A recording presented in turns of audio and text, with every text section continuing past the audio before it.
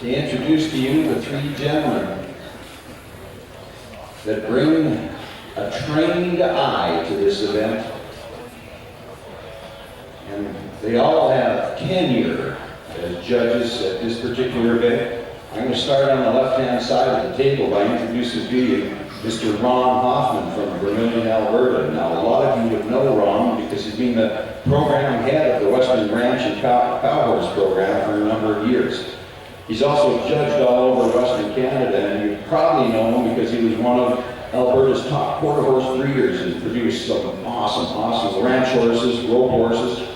Now, every year, they host an event that you want to maybe take in, either enter up for. And this year, on the 5th and 6th of April, in Vermilion, Alberta, the Canadian Ranch Roping Association competition will take place. It's a ranch horse competition along with a stock dog competition. There will be a high point award.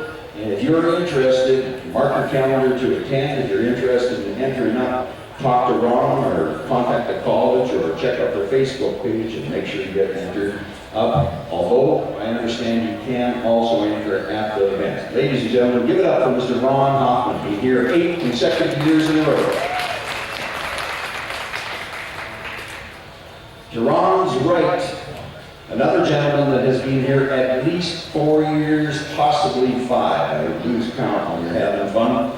Hails from just outside of Calgary, Alberta, and no stranger to the equine industry. Mr. Ron Anderson has been here and shared his expertise with us. He's also, you've seen him at equine events all over the country, either as an announcer, you've seen him as a conference presenter, but in particular, you've seen him at some horse sales all over the country, and he usually provides some of that detailed and very interesting information about the horses, quarter horse bloodlines.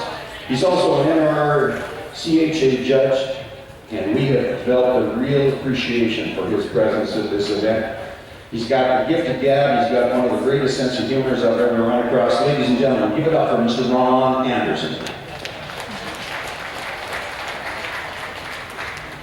On the far right, and we joke from time to time that the young man sitting at the table that hails from, he's born and raised Saskatchewan boy. He's been involved in this event right from the get-go 8 years ago. The first 2 years he was here as one of the trainers. In fact, he was the trainer challenge champion 2 years in a row.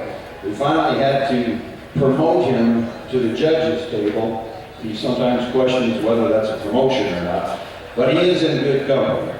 Dale Clearwater was born and raised west of Nipawin, out on a grain farm, and at a very early age, he decided that he would like to cowboy. He would like to have a career in the horse industry, and that's what he began to pursue. He was an avid learner. Any information he could get his hands on, he absorbed it. He started competing in the show pen in various disciplines, found his area of interest specific to reining cow horse. He's gone on to be a sought-after clinician, just a fine gentleman. We saw him this morning at the Cowboy Church, sharing some spirituality with the folks that were in attendance. Ladies and gentlemen, please join me in welcoming Dale Clearwater to the judges table. All right, we're just about ready to get down to business, but I want to draw your attention to the good-looking fellow in the black hat who hails out of Ontario. Born and raised in Prince Edward Island, though, Jason Irwin started training horses when he was 12 years of age. Now, he's a sought-after trainer who puts a great foundation on hundreds of horses over his career. He's part of a family business in Port Elgin, Ontario, a business called North Star Livestock. For the last 20 years, North Star Livestock raises quarter horses, and in particular, their specialty is in big, fancy blue roans. And we all know how most people like a big, fancy blue roan. They've been selling them all over North America. Jason has been competing in Trainers Challenge events. Him and his wife brought him to teach horsemanship clinics and liberty training clinics. In fact, we're very busy at that throughout the course of the year. His specialty is starting colts under saddle, and Jason also works with problem horses. He adds finishing touches on older horses, competes in training, colt starting competitions, as I mentioned, and also does the liberty horse training. Horses started and trained by Jason have gone on to excel in everything from barrel racing to ranch work to fox hunting to performing in drill teams and just about everything in between. His aim is to put a solid foundation on a horse so that it doesn't matter what discipline it pursues into the future, it may have a real good chance to excel. Ladies and gentlemen, join me in welcoming Mr. Jason Irwin to the High Hog Round Pen.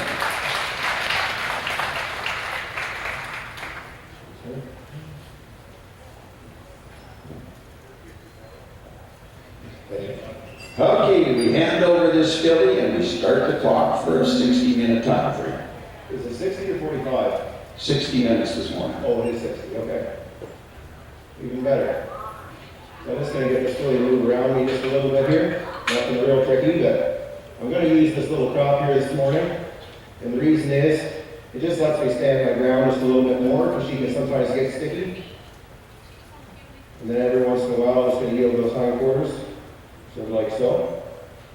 She doesn't entirely love being petted, but I will stop and pet her every once in a while just to try to put some good vibes into her. Let's take her out here again. I'm just going to go around the pen, moving her a little bit here and there. Now I rode her quite a bit yesterday, and I want to ride her quite a bit today as well.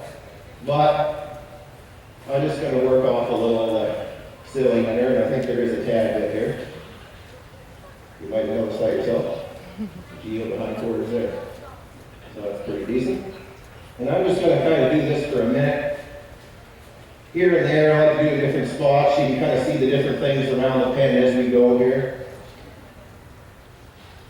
Again, this isn't one that wears out very much, but I kind of picked that intentionally. I wanted a horse that was going to last. She was the biggest of the bunch, biggest body at least. Yield. There we go. Maybe try to send her over a few things. I didn't practice much sending yesterday. I did more leading, but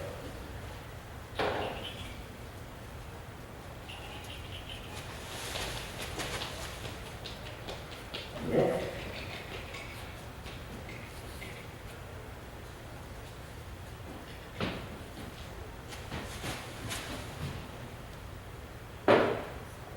Now let's take, send her over some wheels. Back around here.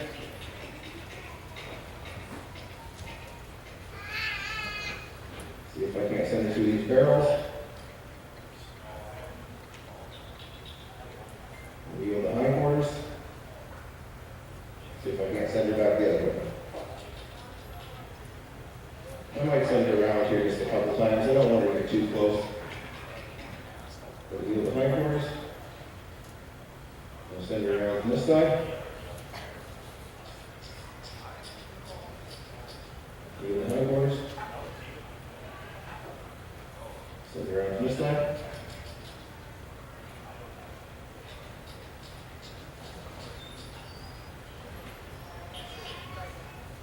That's okay. Get behind anything. Don't let her around. Just going to head out here. I'm maybe going to bring her to me. Oop. And then I'm going to back her up a few times. I'm going to try to do it using the lead rope just to get her where she'll move out of my personal space just a little bit better. That's okay. So I'm going to bring her out here. Let's see if I can get back between these barrels. So, good. Now we go again. So I think I don't want to use her up. I mean, she's a horse that sort of, I don't ever think entirely runs out of fuel. But at the same time, I want to put the energy she has to good use. So I'm going to saddle her up here now. I don't think this is one that you just take and wear out. And what I mean by that is, if you just work on her, she'll get to a point and then close you out. So I think it's more important to get some good responses, but then move on. Because I think she'll shut down before she'll tire, really, what I would say, giving in.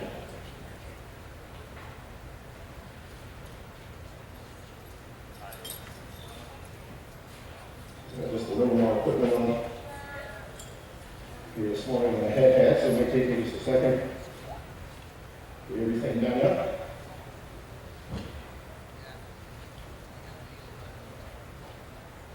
So this mare usually tightens her belly up a lot. When I draw a cinch, sometimes she wants to back up.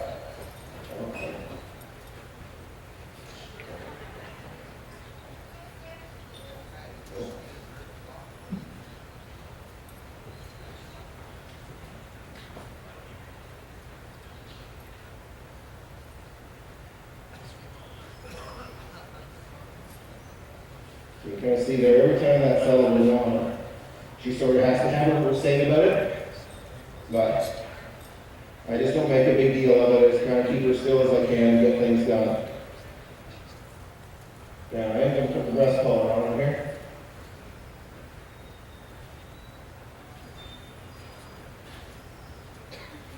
Again, I'll just kind of move through this stuff. This part is sort of snappy. The other saddle.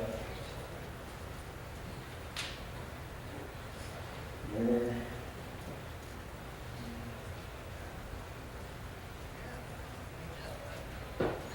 I'm just going to move the strap on here, just to keep that breast collar up, maybe a little bit more in place.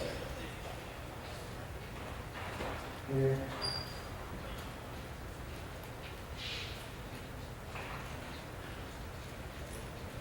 Okay, I think that's pretty good.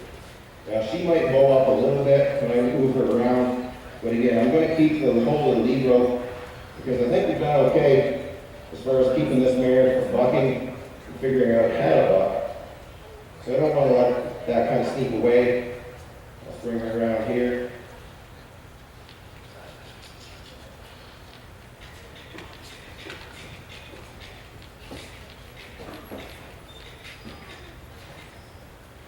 Too bad.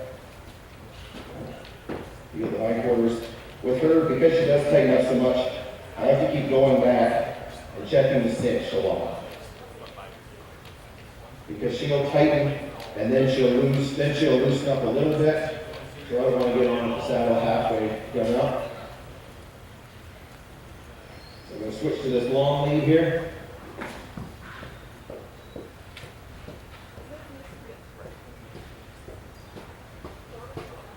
And then I'm just going to take and move her around the pen a little bit. Now she's pretty good about this. I won't spend a long time doing it. But I want to make sure that I get her through the 3 gates. I want her to walk trot low with the saddle in at least a somewhat cooperative manner. So we'll just start out here. It's a little tricky with all this stuff in here.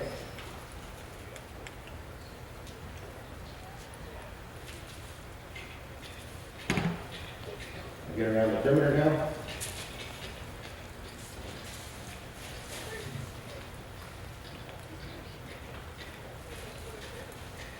And that's why I didn't let her offline earlier, because I wanted her to learn to move around without learning to buck. So you deal with the hindquarters.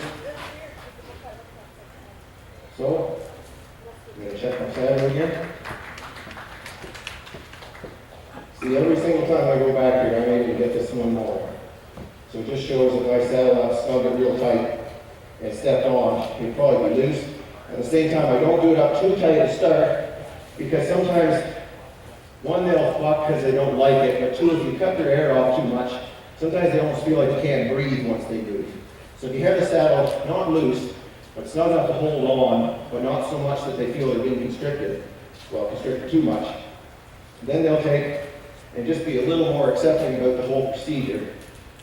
Now, I wanted to go around the perimeter just because I don't want to get caught around that post over there.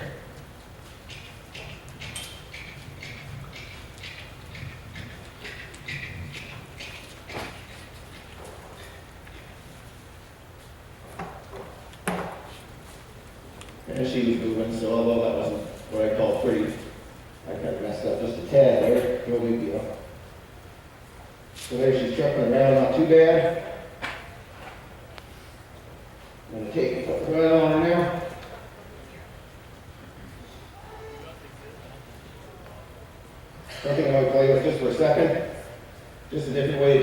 the pressure, and put that lead around her neck.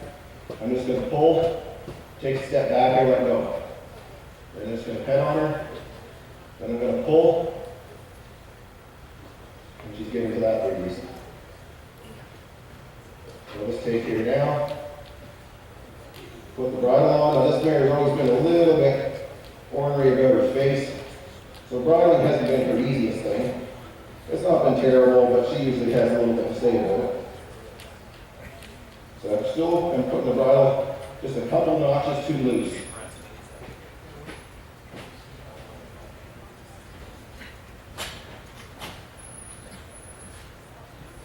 Yeah, so she still has to throw her head a little bit. Now I don't actually sit here and practice bridling very much, and the reason for that is, if they don't like it, and you sit there and bridle and take it off and bridle and take it off, they get ornerier.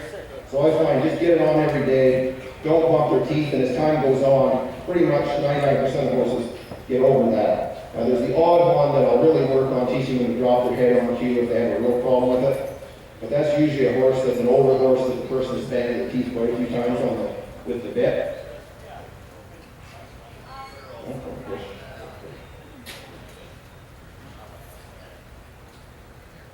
So I don't need this rope anymore or anything.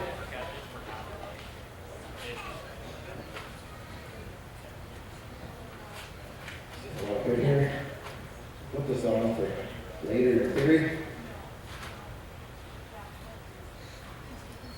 And I'm just going to walk her around for just a second. I'm just going to double check my cinches again. There's another one. And I think it shows, when you see me keep lifting the cinch a little here and there, I can still keep raising in more holes.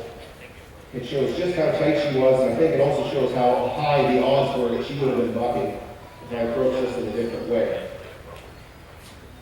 So again, we go for a stroll.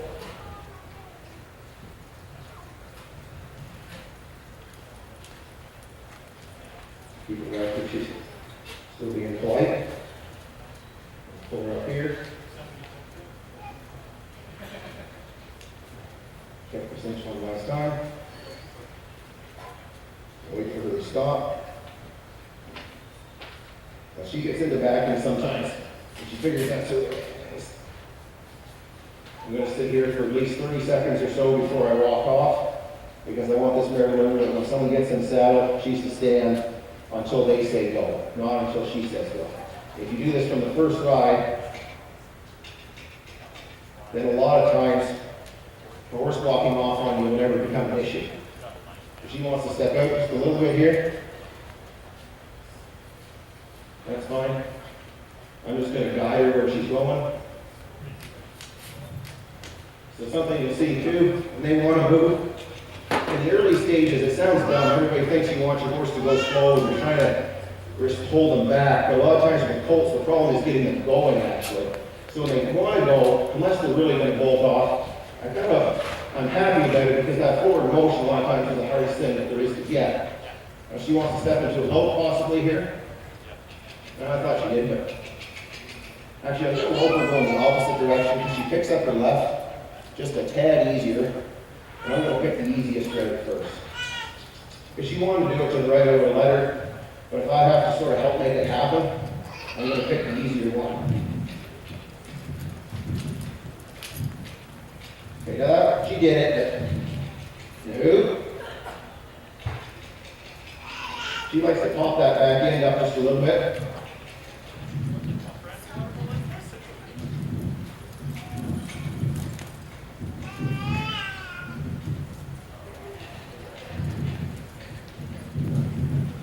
Other than that one bobble, I didn't have to pet her.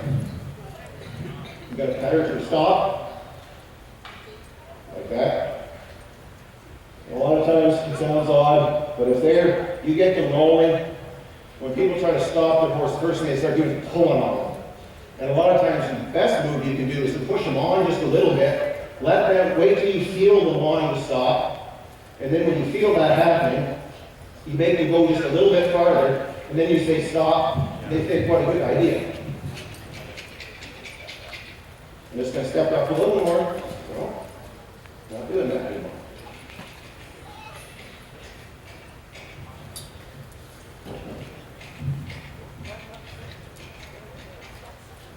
Again, And this is kind of the corner she gets stuck in. So I don't want to bug her too much, but I'm going to be a little bit insistent, just in regards to this one thing. Because I don't like this kicking out stuff, and I think it's time we're going to work through this.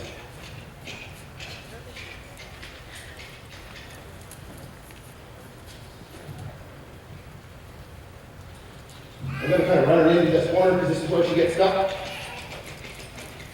Okay, so that's all I really need to do. She can stop whenever she wants now. Which might be a minute at this rate. And again, I'm not going to terrorize her, but if she wants to do a little stuff, I'll kind of pick my battles a little bit too.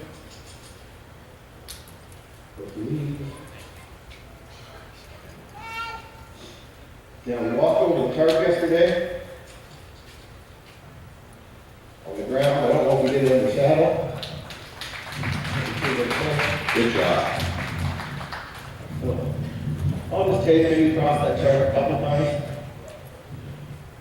And I'm not going to come in on a funny angle. I'll just wind her down.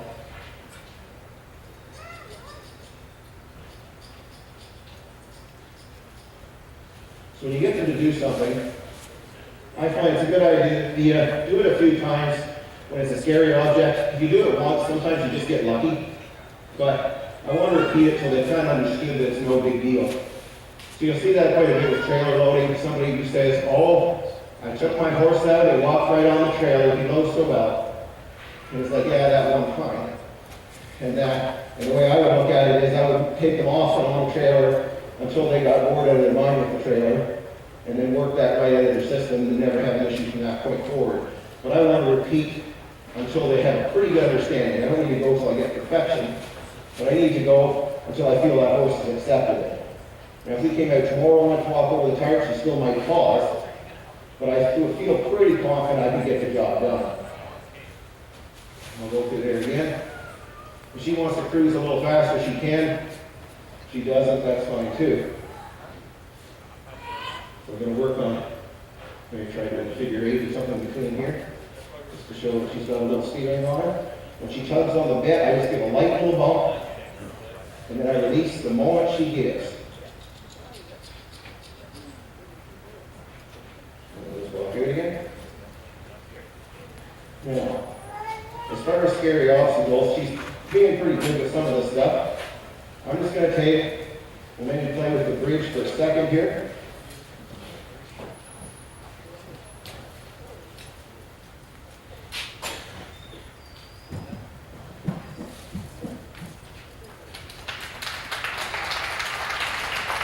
I'm going to make a point of rubbing on her quite a bit because if she can rest on the bridge, instead of the bridge being a scary thing, it becomes a really nice thing.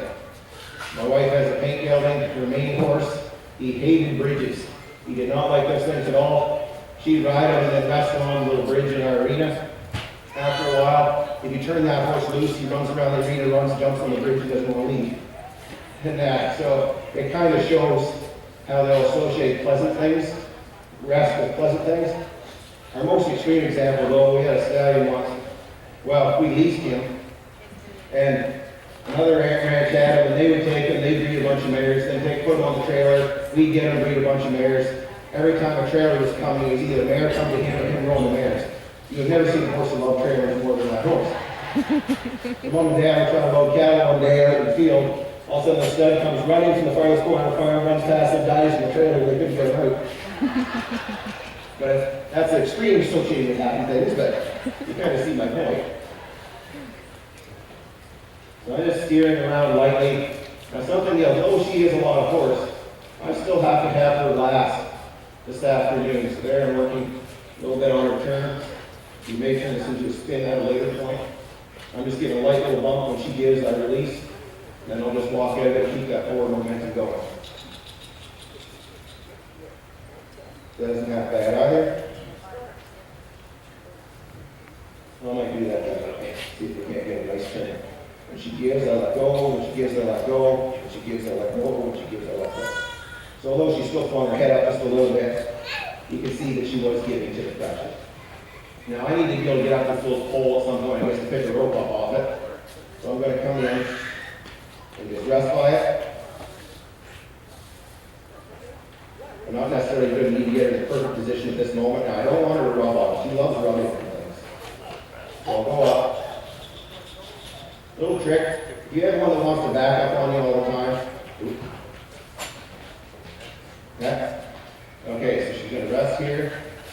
not get her to stay here very long. So I might have to go with really short little periods.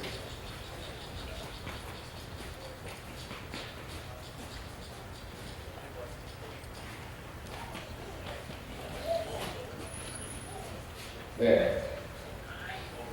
So I'll get here, now I'm going to ride away. I'm not going to keep repeating this if I don't think I can.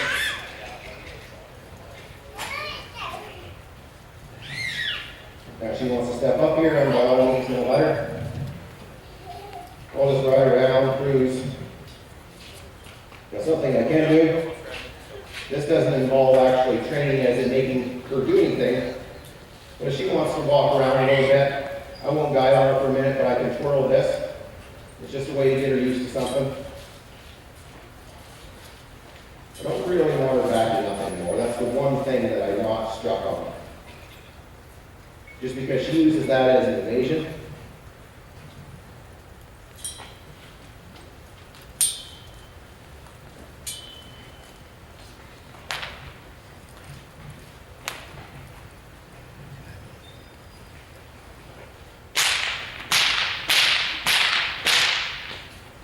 And while she's resting here, I'll just pop this whip. And I said it yesterday, but if you pop the whip a lot when they're standing still, after a while, the pop actually starts to become a relaxation cue. Not that that's mandatory that you need it, but I'll find sometimes once they get really used to this, I'll start banging the whip and they'll almost have a nap. Which is a heck of a lot better than them running off like 99% of horses are going to do that haven't been exposed to this stuff. So I'm just going to take off here again.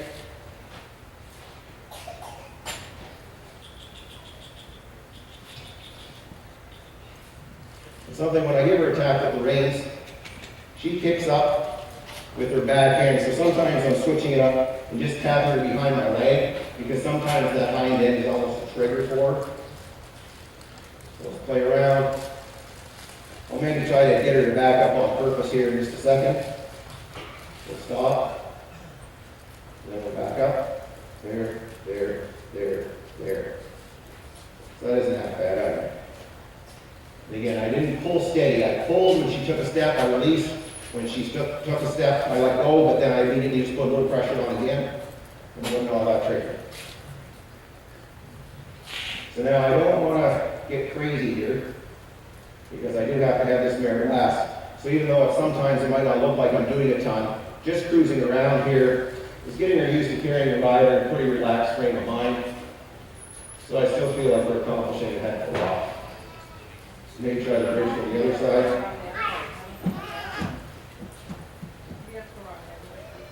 Again there. Now she wanted to go that time. I didn't force her to stay because we were far enough over that I don't think I kept her there anyways. Try her a little curve again. A little harder on the narrower side. But she can figure that out. We're going to stop her. Now I guess in this deal this afternoon I have to stop her. Or do something to pick up all 4 feet inside the square. We'll give her a little time to actually be inside the square. Now you see the difference on the ground? This mare has learned to wrestle with other horses and people on the ground. And that's why I kind of enjoy being on her back a little bit, because that's sort of a blank slate. I'm just going to do this real quick. And on her. She walks. So ladies and gentlemen, the required element that Jason is referring to is in the final competition this afternoon, and it is pick up all feet inside of the square. And if the horse steps out of the square, it's a 0 score.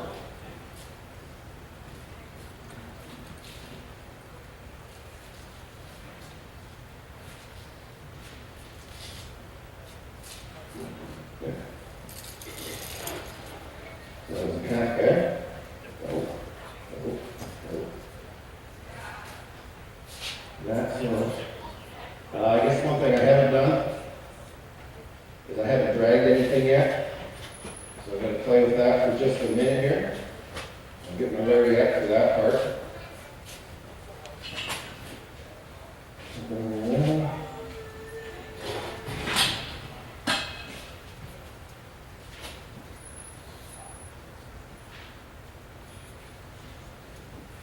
Get this. Now, I did this on the first day, but I'm just going to touch on it again because it gets them over one of the two major things of dragging something. One is they don't like the rope, the feel of it on their butt. The other is they don't like seeing something coming up behind them.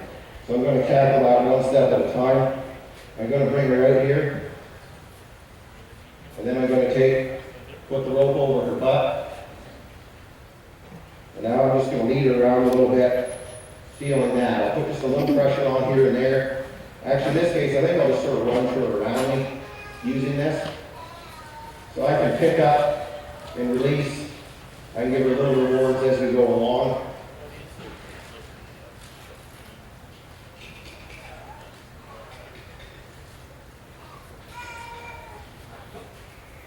So she's kind of got the feel of that. That ain't too big a blow up. Now I'm going to grab an object. I guess I could use probably a rail. So I'm going to go up here. Now, I might need my longer line for this part, but just a little thing I'm going to show you here. When you want them to get used to something scary, a lot of times the best thing is have them chase it around for a while. And what I mean by that is, horses, when they follow something, they think it's running away from them. So how can it be scary if it's running off from them? And that's a real good way. Just go at something, take something scary up to a horse. A lot of times they think it's after the horse. But if you have that same thing run away from the horse, they think it's just kind of neat. So what I'm going to do here is try to incorporate that principle just a little bit into the dragging part. So I'm going to go out, I'm going to tie it onto a log.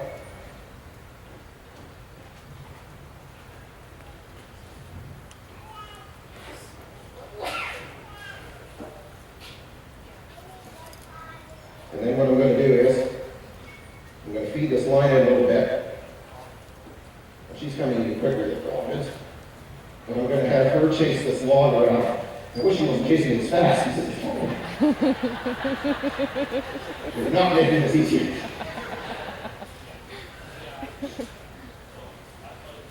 Okay, so in theory, if that had worked, I would have her chase it for a while. Then I'll have it come up beside her. So instead of being, it's not after her, but it's not in front of her either. So we'll pull them along equally. And then I would gradually let that fade back just a little bit until it's behind her. Sort of like so. And then I'm just going to put this over the horn. I'm not going to wrap anything.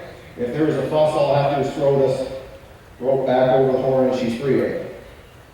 But now she is going to chase, she's going to pull this thing for a change. Now you notice the rope really isn't coming into contact with her butt. I'm intentionally doing it this way at the start. She's dragging the rail. And that's pretty decent. Now it's going to be a bit of a change when I have the rope over her butt going the other way. I think I'll do this side first as well.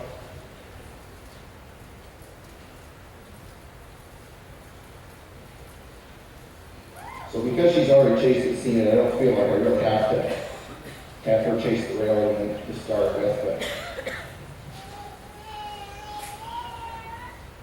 I just gotta let that go slow. I don't want to turn it over.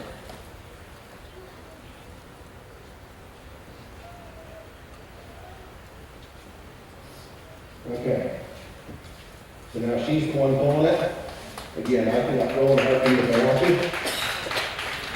Now what we're going to do, if there's enough room here, we're going to go sort of across the center, change directions to keep the rope on that side. That rope is going to brush over her butt. And I think you can see how much she loves things being pushed against her hand in. You can tap her in that area. So I've got to be a little bit fleet of foot here if she does something wrong. So we'll bring her sort of across the center.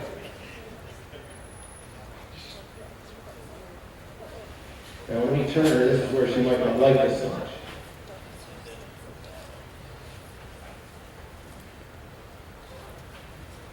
We pick her next to railroad. What do you think, folks? She handled that pretty good. If one was really going to run, you got one standing right where I am see if she gets the unit.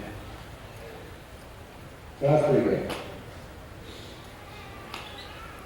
Let's take here now. Do this. Just a moment. I wasn't very smart. I was pulling the rail of the horse slide out of it so that I could carry it. Whoever said cowboys were smart? Now. Remember how much fun we made team ropers? I had the pleasure this morning, ladies and gentlemen, of meeting Jason's family that are down here to support him from Minot, North Dakota. Are they in the audience here this morning? No, they ran off and left me. Okay, so much for the support. Yeah. The brotherly love thing fell short. Yeah, they loved me for about an hour, then I got the old news. And that's, I'm just gonna step on for a minute. Again, I kinda like to rotate a little bit. I don't wanna ride so much that she's tired, I've got no horse up. But I still have to do quite a few things. So I'll get off, do a little on the ground, get back on, do some there. And that to try to save her. And again, I intentionally picked what I figured was the biggest, most rugged horse. Just because I want one to last. Sometimes you get into these things and a horse that doesn't have maybe as much to it. We'll give that on just a little bit, so I'm just going to sit here for a second. You're just over the halfway mark. Yeah. Then we're going to move off. So I'm just going to cruise around easy for a minute. I want a lot of these little short rides mixed in. I'll get on, fiddle around for a minute, get off. And it kind of makes life sort of pleasant for her. I want to be training her, but this isn't a horse you can drill on per se. They need to have their little breaks here and there. So actually, resting inside the square wouldn't be half bad. She was going to stop anyway, so I sort of asked at the same time. Because again, I do need her to stand in here to do the ground tie part.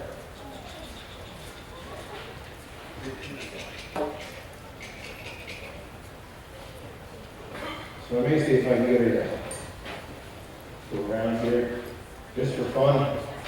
I'm going to see if I can't get her to stop using the handle on here. It's not the handle, it's just a wither strap. But it'll still put pressure on these bolts. Like so. Bolt. See if I can get her back up a few steps. There. So that's no pressure on the knife. And that, so again, I'll maybe ask for the lope for just a second, but I don't want to make her lope a lot. Again, I don't want to tire her out, but because she does that kick out stuff mixed in there, I want to just ask for the lopes fairly regularly, but for very, very short distances. If she lopes smooth for 10 to 20 feet, that would be good enough as far as I'm concerned, but I can already feel this mare getting a little bit tired, so I don't want to overdo things.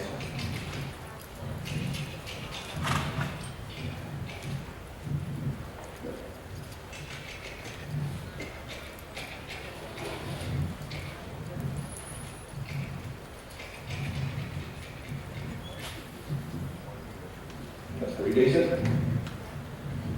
Very happy with that. Good. Now I'm just going to take here, I'm going to bend this mare around a little bit, and I'm just going to try to get her to flex each way. So to help me cheat, first I'm going to actually try to bring her nose around and touch my toes. To help the cause a little bit, I'm going to put my toe out there, just to give her an object to sniff at. I'll bring that head around. She looks at the toe, I draw my toe back, now she's flexing to the side. She's also tasting it. If you wash your feet, this exercise works better. If you don't, maybe not so much. This way she was a little stiffer on the other day. So I'll just wait there, she's softened really good right there. So that's pretty nice. So I'll just bend her back and forth a couple times here. There's soft. There's soft. She gets a little stuck on the corners, but that's perfectly fine. That resistance, ignore it. I'll be real quick to reward her when she comes around and does the right thing. Now she's chewing on the foot there a little bit, so I don't really care all that much. Yeah.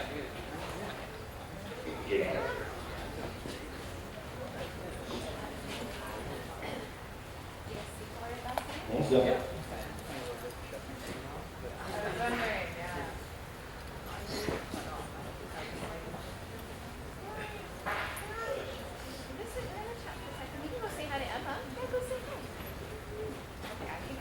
take. And I'm just going to let this mare for a moment choose to do whatever she wants to do. So we're just going to cruise around here.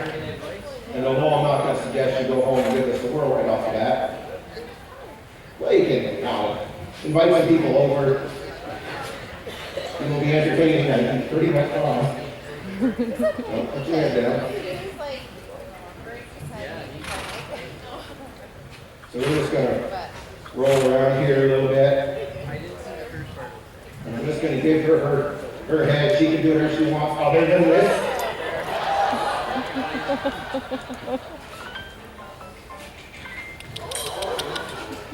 Very good.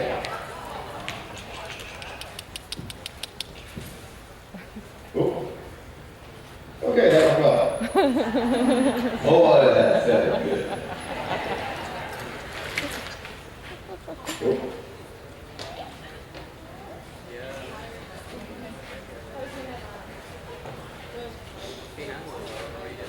So I'm hoping that was the only one she had in her.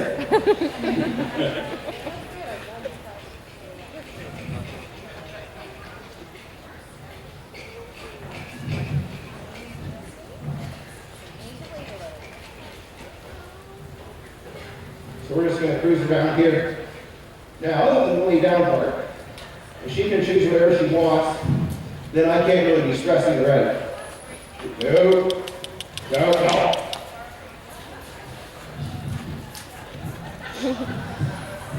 I said she could choose whatever she wanted. She chose this.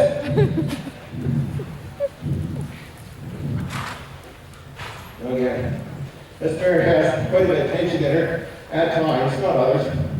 But by letting her pick a little bit here, other than that one option, we'll take, and she can't really be up here saying, Jason's making me do this, Jason's making me do that. I'll just kind of tap her on the neck when I see that head go down, because I always say I don't want that to happen too much.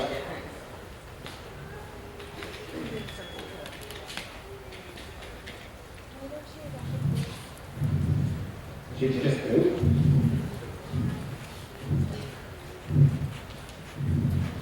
And just work out those little kinks.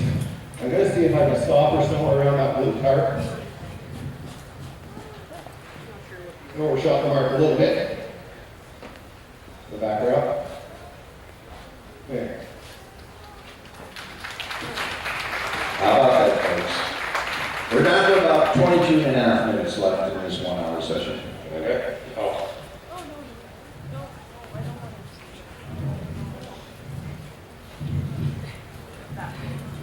Again, I'm just going to cruise. And when something like that happens, the best thing you can do is let on like it never happened.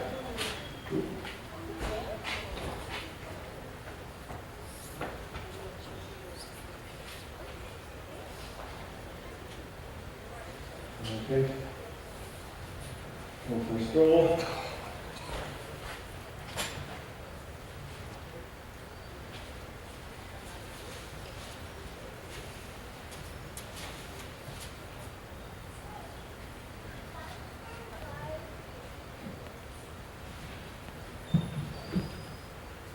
That's pretty good. What do you think, folks?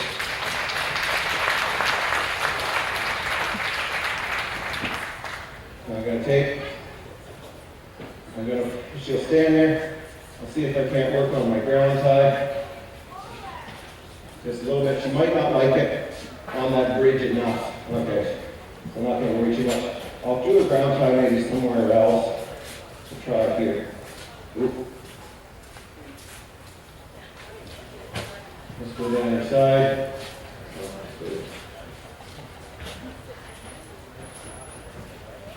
Should have done it right close to try. Who's going to do that again? Yeah. Yeah. Oop. Now if they go to walk, I'll put her back a step or two. Back. You see how bracy she is when you pull on her face? Whether it be halter or bridle, it doesn't really matter.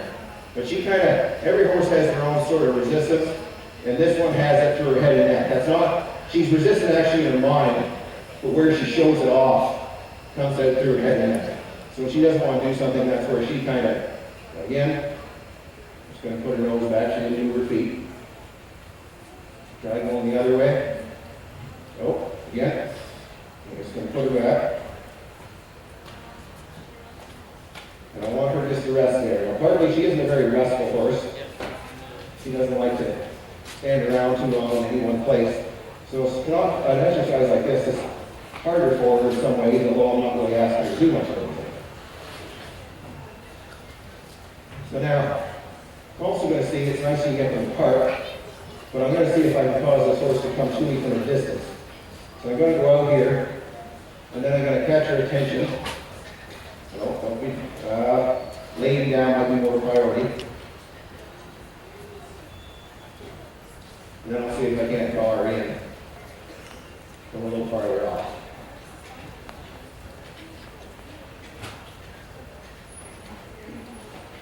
So again, sniffing and rolling seems to be a bit of a, okay.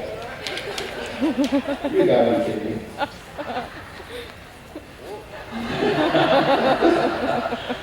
A little protest there. Yeah. And she went back to her square though. Now if you're here anyways, give me your foot. Give me your foot. Oh, might teach her to lay down again. Foot.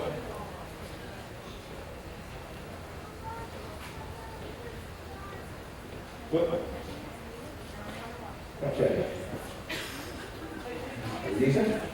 I think you're good. Would you like me to show you how to teach one to lay down? I think I'm hoping that's on the judge's scorecard. Freestyle. I think it's worth about 95% of score when I remember thinking back about it. But I'm just going to let her rest here. Maybe do some somewhat scary things around her again. I'm trying to save this mare. So I'm kind of at the point now where I'm rehearsing, been there, done that things more than the stuff that's maybe 100% necessary. Let's see if I can draw this mare to me. Like so. Slip this back on. Unless somebody wants to ride her battles. Anyone else?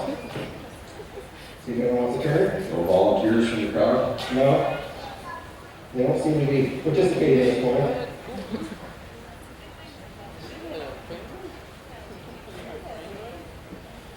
So you can see there too, she brought it a little easier. Sometimes you want to practice bridling, riding for a bit, then practice it because they're tired, they don't want to resist quite as much. So, go along here. I'm just going to take this rig off her. I think she's kind of going through that. I might saddle her here in a few minutes just because I have to saddle her in the finals and have her stand as still as I can. So again, I might practice that while she's already just a little bit on the tired side.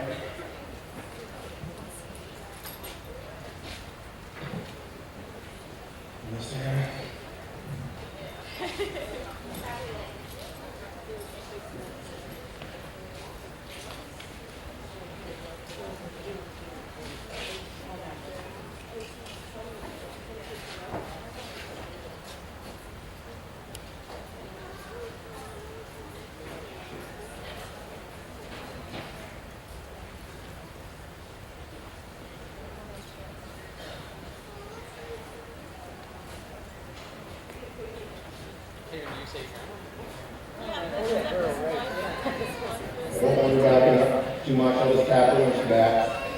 And I'm trying to show her that you don't get the release from pressure from back.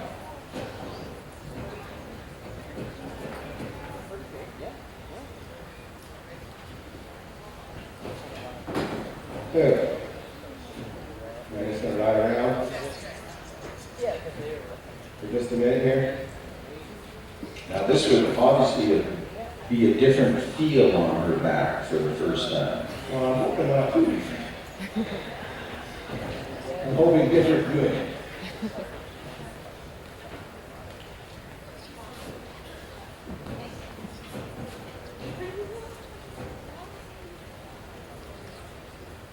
I don't really care that much to back feet are down here. She's still resting where I want her to rest. I prefer she didn't back up here.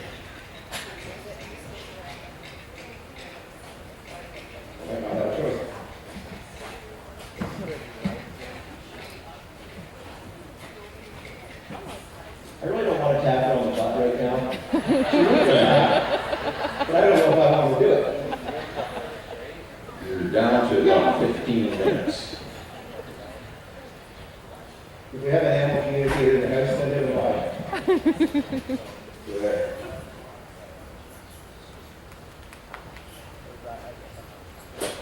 So I'm pretty happy with it.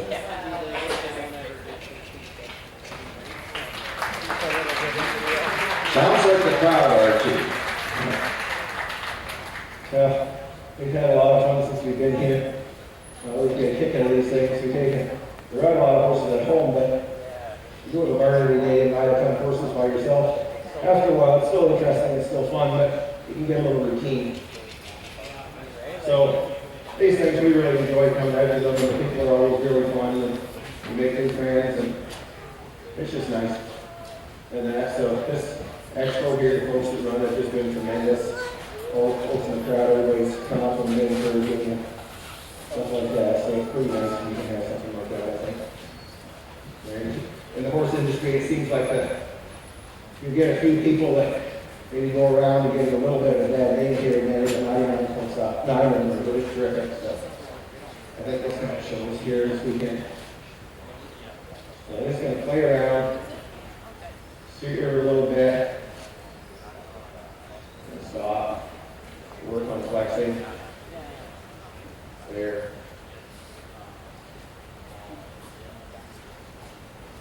There. That was a little rigid. There. There.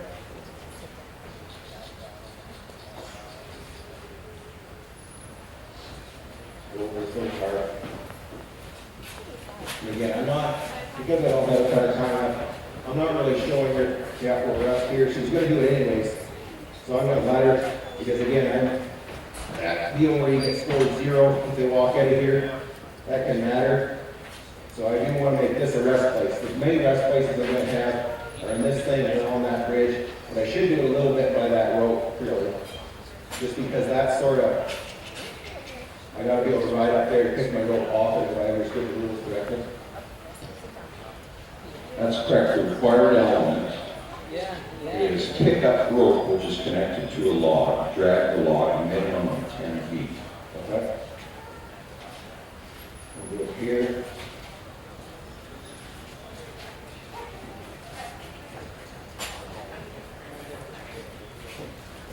I'm not going to let them rest in these rest spots every time. Just let them do it every single time. They get shut down a little bit on you. So what I like to do is ride them around, give them a little work, then rest them in those spots, then ride them around, give them a little work, then rest them in those spots. Maybe work on their turnarounds. There, there, there, there, there. Right over. Maybe work on the turnaround, go all the way up here. There, there. Oh, she's doing that toe touch. So she's doing what she thinks I want. There. She's a little frustrated because she's not sure about it. There. There. There. There. That isn't half bad turn.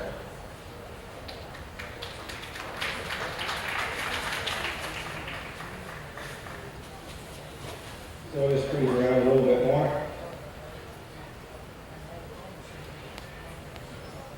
Now, I would prefer not to trot, if I was being honest with you. And that's, so we'll just, I don't think there's anything that I haven't covered yet. Just going to cruise around. Going to pause on this thing one more time on the way by.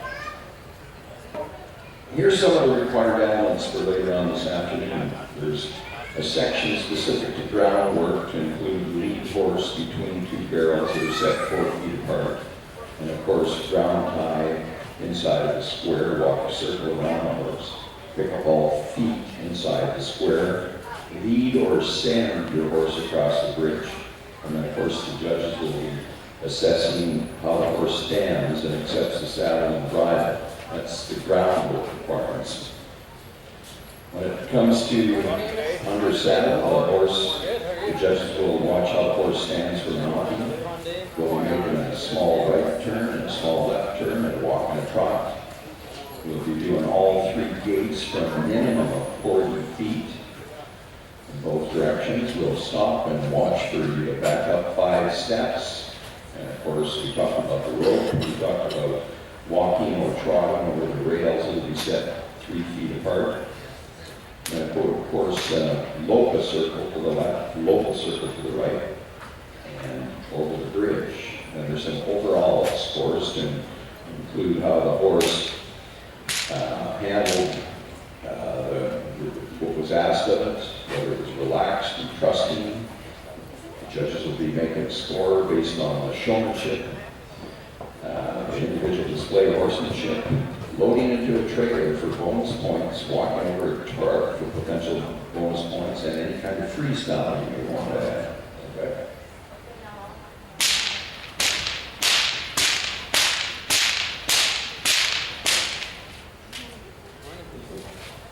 Now, just a little thing I'm going to show you. I didn't have a ton of time to cover it, but if you want to feel the hindquarters, I personally start that from the nose to the toes exercise. So all it takes, bring their head around to one side, get that nose to toes, pause, slide that leg back, and squeeze.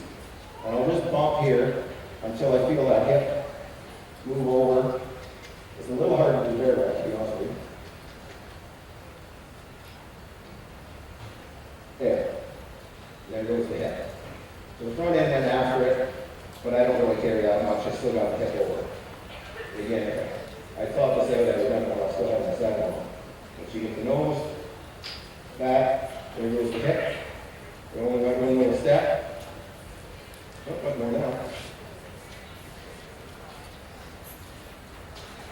Nose, leg back. Down to 8 minutes left of the session. Ladies and gentlemen, I want to remind you about all the activities in the information feed that kicked off at 10 o'clock this morning. There's a presentation, there's another one scheduled at 1 o'clock, 1:30, 2 o'clock, and 2:30. Check your show guide to see if there's any topics that might be of interest to you. Over here. Again, I just keep coming back and working on the feet, because especially down the right side, she likes to move when I go for that foot.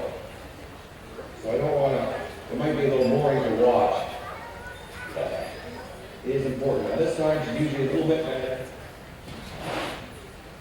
But then also, when I go down this side, she swings her hip away from me sometimes.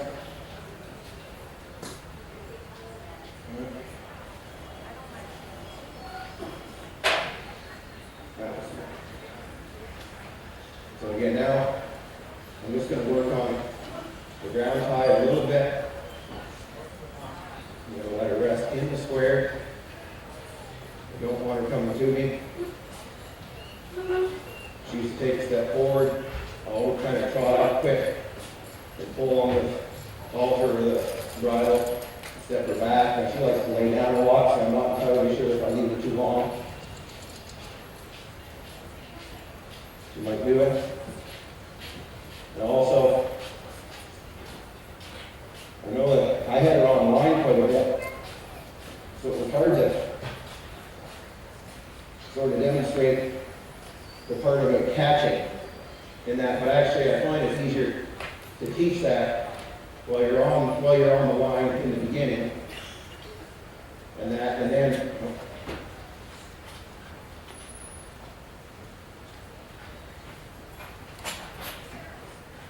not sure if the whip tries to be farther from it and the warrior at the same time.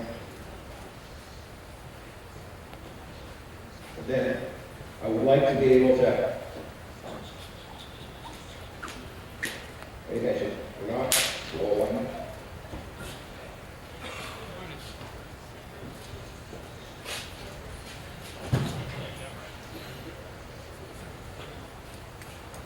Maybe it's harder to see. Yeah. I'd like for it to be out from them, but then I'd like to be able to call in. Do it. Sort of like that. So how you get that is, it's still just a release of pressure. I'll kind of focus on her just a little bit. If you kind of, one little trick, if they're not looking at you, kind of step suddenly towards their eye, And a lot of times then they'll kind of look your way, except for right now while I'm trying to explain it. So they'll kind of look in, and then as they turn their head towards you, they'll look at you to see what's going on. Then they'll turn towards you, then you back away, you draw them out to you. So that's a lot of times how you get one started on that. I trained quite a few horses for liberty type stuff, and I found with that I started a lot of colts in the beginning, then I started doing liberty work with other horses, and then when I went back to the colt starting, well, I was still doing it all along, but I incorporated some of the liberty work in, and all of a sudden these horses, I could do a lot better job on colt starting because I could see problems before they happened as much. Except for the laydown, that surprised me the hell out of me every time. So folks, what do you think of that tip?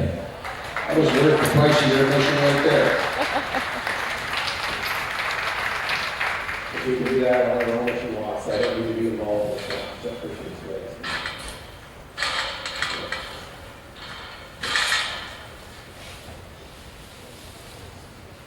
The reason I'm not stopping is I'd kind of rather she looked this out before I got back. I want to see point.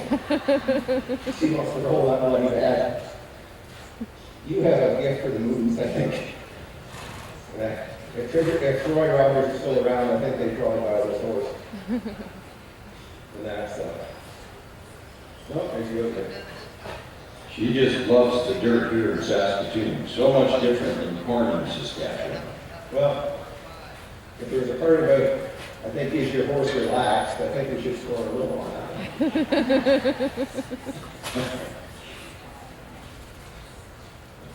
But I don't know. Again, because she didn't do it for me, I'm not worried. She's not wearing my tack either, so that made it.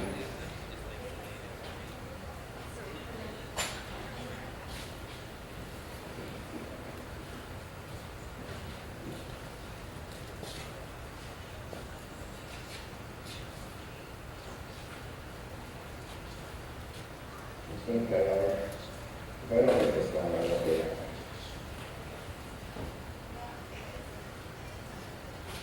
Let's give it a minute, please.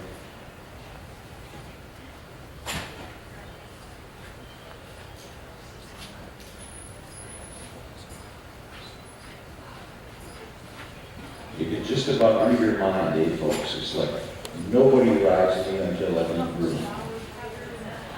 No, it's not even hiding to a hole.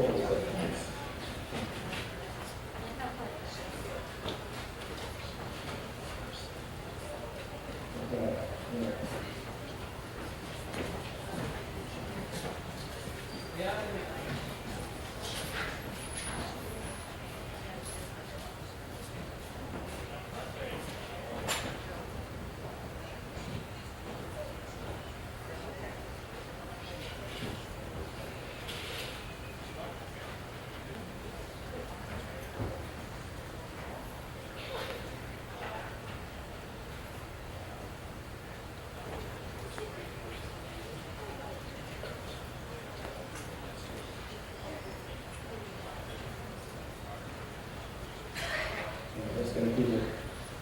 And I'll walk if I could. Down to a minute and a half left in your session, Jason. So I keep some sleep. Back up. Do it again.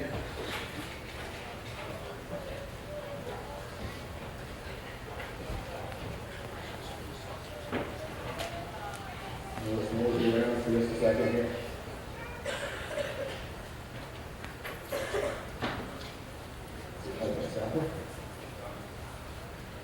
Please. Really pen on for that. Do the nose to the toes. See if I get the other side. There's the nose. There's the butts. You thought I would be lesson in my soul how to do this stuff, don't you? See if I get this one more time. There we go. And when you offer an easy way, it surprises sometimes how well they take it. I don't know how tricky for this part, but 20 seconds after the session. there we go. Then, how many people saw when they saw her on the first day? Did I get that pulled off? Oh, you liars! you are feeling on that Folks, do you think Jason has established himself as a trusty leader for this pretty Palomino building? Without a doubt. That concludes the last training session before Jason moves into the finals, scheduled for later this afternoon, 5 p.m. He'll be coming back into the ring in the same order as we started out this morning. He'll be the first one competing. The high hog panels will be taken down and we'll be using the big arena. The horses will be in a brand new world. We're going to take a moment or two to remove this horse from the round pen and bring in the second one, and also to allow our next trainer, Scott Todd, to get set up for his props and his tack. So folks, you've got a moment or two to stand